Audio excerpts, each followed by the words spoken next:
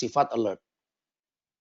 Nah, saya akan mengusulkan arsitektur yang kita perlu lakukan nantinya untuk SOC kita yang dipakai untuk akad siset.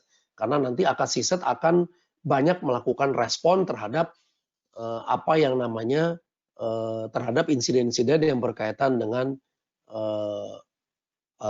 universitas maupun di politeknik dan seterusnya. Nah, arsitektur ini saya gambar dibagi 3 bagian. Di bagian paling bawah ini adalah bagian yang kita sebut dengan data kolektor. Ya.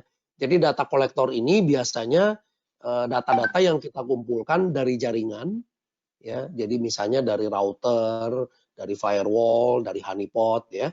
Kemudian digabung dengan endpoint. Nah, endpoint ini biasanya termasuk di dalamnya ada desktop, laptop, dan kemudian tablet dan seterusnya. Sangat mungkin juga karena di dalamnya juga ada server, ya karena mungkin kita ada services dan server-server yang berjalan. Nah, tambah satu lagi sekarang ini kita juga perlu memantau cloud ya ataupun awan ya, komputasi awan. Nah, kenapa demikian? Karena semua aplikasi sekarang banyak yang sudah mulai dipindahkan ke cloud. Nah, data-data yang dikumpulkan ini kita kumpulkan, kemudian kita feeding ke 2 tempat. Satu ke yang tentunya kita pakai untuk mendeteksi ancaman ataupun penanganan insiden. Nah, yang kedua itu ada di sebelah kanan yang kita sebut dengan big data analysis. Ya, big data analysis ini biasanya dipakai untuk threat hunting. Ya, kita perlu visualisasikan supaya kita bisa tahu mana perjalanan ataupun prosesnya.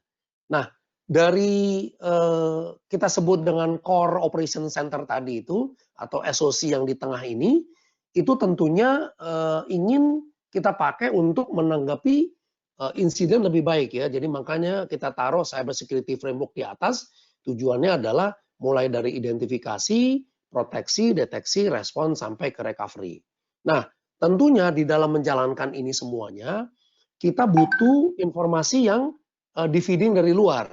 Nah, informasi-informasi ini biasa datang dari yang kita sebut dengan threat intelligence. Bisa juga dari honeypot, bisa juga dari virus total, bisa juga misalnya dari Shodan, ya bisa juga dari misalnya OS atau open source intelligence. Nah, semuanya ini kita gabung, kemudian kita automation, sehingga kita bisa mengkorelasikan kalau ancaman-ancaman itu bisa langsung kita temukan, oh ini sebenarnya ancaman ini yang kerentanannya di sini. Sehingga tanggap insiden itu bisa dipercepat dengan informasi tersebut. Nah, harapan kita dengan adanya arsitektur ini, maka akad siset bisa menanggapi insiden akan lebih cepat dan lebih efektif. Nah, demikian sharing saya. Semoga sharing yang singkat ini bisa memperluas pengetahuan kita tentang bagaimana kita menyiapkan Security Operation Center untuk melakukan tanggap insiden, khususnya untuk akad siset di setiap kampus. Nah, tentunya kalau nanti ada pertanyaan, dengan senang hati saya siap menjawab. Demikian, terima kasih Mbak Ulfa, saya kembalikan kepada Mbak Ulfa.